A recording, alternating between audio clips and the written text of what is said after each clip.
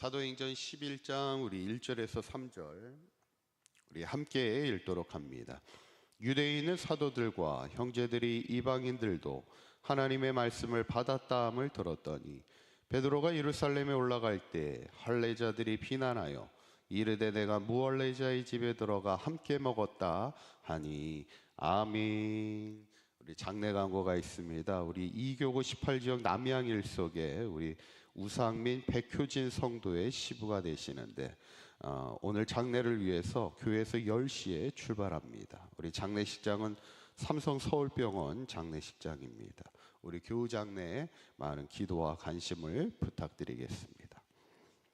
우리가 계속해서 사도행전의 말씀을 나누고 있는데 사도행전은 크게 전반부와 후반부로 나뉩니다. 전반부는 사도들을 중심으로 예루살렘의 복음이 전해지는 얘기고, 후반부는 이제 사도 바울을 중심으로 이방의 선교가 진행이 되는 이야기가 이제 사도행전인데, 그 전환점이 되는 사건은 이제 사도 바울의 회심의 사건을 통해서 이제 이방 선교의 문이 이제 열리게 되는데, 어떻게 보면 이제 이방 선교의 문을 첫 문을 연 사람은 사실은 베드로입니다.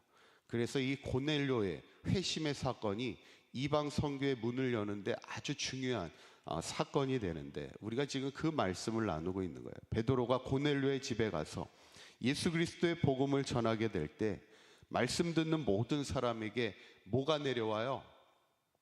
뭐가 내려와요? 성령이 내려오더라는 거예요. 이거는 베드로나 모든 사도들이 다 놀랄 일이었어요. 왜냐하면 그동안은 이방인을 향해서 복음을 전하지 않은 이유가 뭐예요? 이방인들은 속되다고 생각한 거예요. 부정하다고 생각한 거예요. 그들에게는 복음이 전해져 봐야 의미가 없다고 생각을 한 겁니다. 그런데 그들에게 예수 그리스도의 복음을 전하는데 그들에게도 막 성령의 임재가 나타나는 것을 보고 이제 놀라게 되죠. 어쩌면 복음에는 차별이 없습니다. 누구에게나 복음이 전해질 때 복음의 역사가 일어나는 줄 믿습니다. 이제 오늘 본문은 이제 그 베드로가 고넬료의 가정에서 어떤 복음의 역사가 일어났었는지를 이제 예루살렘의 교회에 돌아와서 이제 보고하는 이야기예요. 1절에 있는 말씀 한번 읽어보도록 합니다. 시작. 유대에 있는 사도들과 형제들이 이방인들도 하나님의 말씀을 받았다함을 들었더니 아멘. 이제 그 소문이 이제 예루살렘 교회까지 오게 되죠. 유대에 있는 사도들과 형제들이 누가 하나님의 말씀을 받았다함을 들었어요? 이방인들도 하나님의 말씀을 받았고 그들도 믿고 그들도 성령의 임재를 경험하는 이야기를 듣게 되는 거예요. 그러면 이 일은 기쁜 일이에요? 안 기쁜 일이에요? 기쁜 일이지. 예수님의 명령이 뭐였습니까? 너희가 유다뿐만 아니라 예루살렘뿐만 아니라 사마리아와 땅끝까지 이르러 증인이 되라는 것이 예수님의 명령이었잖아요. 그러니까 이방인을 향해서 복음이 전해지는 것은 당연히 예수님에 대한 명령에 대한 복음의 열매이기에 그들에게 기쁨이 돼야지. 그런데 그들의 반응이 어땠을까요? 2절 3절에 있는 말씀 한번 읽어봅니다. 시작. 베드로가 예루살렘에 올라갈 때 할례자들이 비난하여 이르되 내가 무할례자의 집에 들어가 함께 먹었다 하니 아멘. 누가 지금 베드로를 비난해요? 2절에 보니까 할례자들은 누구를 얘기하는 거겠어요? 유대인들을 얘기하는 거죠. 할례 받은 이스라엘 백성 유대인들을 얘기하는 거예요. 왜 비난해요? 3절에 보면 누구의 집에 들어가 함께 먹었다고요? 무할례자는 누구를 말하겠어요? 할례를 받지 않는 이방인들을 얘기하는 거예요. 이방인들과 가까이 하고 그들과 식사를 나누고 그들과 교제하는 것은 사실 지난 시간에 뭐라고 그랬어요? 그게 이방인을 만나 교제하는 것은 위법이었다고 그랬잖아요. 유대인의 전통에는 그게 금하여지는 일이에요. 그러니까 아직도 할례자들, 유대인들에는 예수님이 분명 땅끝까지 이르러 복음을 전하라고 명령했지만 여전히 그들의 전통은 이방인을 가까이 하는 게 금해졌기 때문에 여전히 그들은 그들의 전통에 매여 있는 거예요. 예수님의 명령보다 그들의 전통을 지키는 게 사실은 그들에게 중요하더라는 겁니다. 그때 이제 베드로가 왜 그가 이방인에게 복음을 전할 수밖에 없는지를 이제 설명하게 되면서 뭘 설명하게 되냐면 5절에 있는 말씀 한번 읽어봅니다. 시작. 이르되 내가 요빠시에서 기도할 때 황홀한 중에 환상을 보니 큰 보자기 같은 그릇이 내 귀에 매어 하늘로부터 내리어 내 앞에까지 드리워지거늘. 아멘. 지금 베드로가 무슨 얘기를 하게 되는 거예요? 요빠에서 그가 뭘 봤어요? 환상을 봤잖아요. 어떤 환상을 봤어요? 큰 보자기 같은 그릇이 내려온 그 환상의 이야기를 이제 예루살렘 교회에 이야기하고 있는 거예요. 그 안에 뭐가 있었습니까? 부정한 짐승들이 가득했잖아. 근데 하나님이 뭐라고 말씀하셨어요? 먹으라 이렇게 말씀하실 때 베드로는 안 됩니다. 저는 속된 동물은 먹지 않습니다. 부정한 동물은 먹지 않습니다. 이랬더니 하나님이 뭐라고 하셔요? 내가 깨끗하게 한 것을 왜 내가 속되다고 하느냐 이야기하는 거예요. 그 환상의 이야기를 이제 전해주는 거예요. 그러면서 이제 베드로가 아주 멋있는 고백을 이제 하게 되는데 17절에 있는 말씀이에요. 한번 읽어보도록 합니다. 시작. 그런즉 하나님이 우리가 주 예수 그리스도를 믿을 때에 주신 것과 같은 선물을 그들에게도 주셨으니 내가 누구이기에 하나님을 능히 막겠느냐 하더라. 아멘. 하나님이 우리에게 누구를 주셨냐면 예수 그리스도를 주셨어요. 그래서 우리가 예수 그리스도를 믿게 됐는데 그들에게도 무엇을 주셨어요?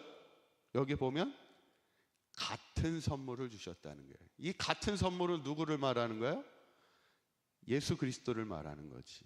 우리에게만 예수 그리스도를 주신 것이 아니라 이방인들에게도 하나님이 예수 그리스도를 같은 선물로 주셨는데 내가 누구이기에 그 하나님의 일을 하나님을 능히 막을 수 있겠느냐. 하나님이 하시는 일을 내가 막을 수 없어. 이거는 하나님의 뜻이야. 이렇게 이야기하고 있는 거예요. 그러니까 거기 모여있는 자들이 어떻게 해요? 18절에 있는 말씀 한번 읽어보도록 합니다. 시작. 그들이 이 말을 듣고 잠잠하여 하나님께 영광을 돌려 이르되 그러면 하나님께서 이방인에게도 생명 얻는 회개를 주셨도다 하니라. 아멘. 그들이 이 말을 듣고 잠잠한 거예요. 왜냐하면 우리가 어떻게 하나님을 막을 수 있겠습니까? 당연하지. 그러면서 그들이 깨달은 것이 뭐냐면 하나님께서 이방인에게도 뭘 주셨다고요? 생명 얻는 회개를 주셨다는 거예요. 구원의 기회를 주셨다는 거예요. 그것을 이제 깨닫게 되면서 결국 이 일을 통해 이제 이방인을 향해 복음의 선교가 이어지는 아주 중요한 이제 계기가 되는 거예요. 그러니까 우리가 오늘 본문의 말씀을 보면서 하나님이 이방 선교를 위해서 처음에는 누구를 변화시키는 거예요? 베드로를 변화시켜 주시는 거예요. 환상을 통하여 그의 마음에 갇혀 있었던 그의 복음의 고정관념을 깨트려 주시고 이번에는 누구를 변화시키세요? 예루살렘 교회를 변화시켜 주시는 거예요.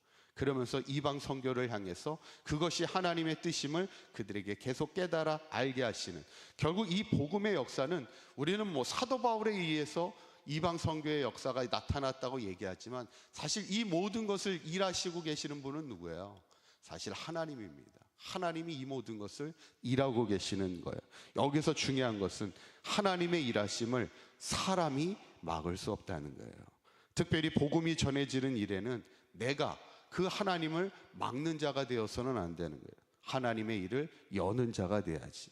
저는 바라기는 우리 사강교회 모든 성도님들이 내 생각과 내 기준으로 복음의 문을 가로막거나 하나님의 일을 막는 자 되지 마시고 우리가 하나님의 귀한 헌신과 사역을 통해 하나님의 일을 확장시켜 나가는 복음의 통로가 되어서 우리 사강교회와 성도들을 통하여 이 땅에 모든 사람이 구원을 받는 하나님의 뜻을 이루는데 귀하게 쓰임받는 우리 사강교회 모든 성도님들 되시기를 주님의 이름으로 간절히 축원합니다.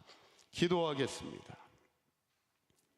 고맙고 감사하신 하나님, 오늘 베드로가 예루살렘 교회에 고넬료의 복음의 열매를 설명하게 될 때 그들이 처음에는 베드로를 비난했지만 그것이 하나님께서 이방인에게 생명을 얻는 회개를 주심을 깨달으면서 이제 본격적으로 이방 선교의 문이 열리게 됨을 보게 됩니다. 우리의 구원을 위하여 쉬지 않고 일하시는 분이 하나님이신 줄 믿습니다. 우리의 신앙과 우리의 기준이 하나님의 일을 가로막는 걸림돌이 되지 않게 하시고, 오직 우리의 헌신과 사역으로 하나님의 복음이 확장되어지는 아름다운 복음의 통로로 쓰임받는 우리 사강교회와 모든 성도들 되게 하여 주시어서 이 땅의 모든 사람의 구원이 얻는 그날까지 계속해서 복음 전도의 사명 잘 감당하는 우리 모두가 될 수 있도록 인도하여 주시옵소서. 오늘 하루도 주님과 동행하는 복된 하루가 되게 하시고, 어디에서 무엇을 하든지 하나님의 아름다운 축복의 통로로 쓰임받으며 내가 가는 곳곳마다 주의 복음의 역사들이 나타나는 복음의 증거자의 아름다운 삶을 살아가는 우리 모두가 되도록 인도하여 주옵소서. 우리 주 예수 그리스도의 이름으로 기도하옵나이다. 아멘.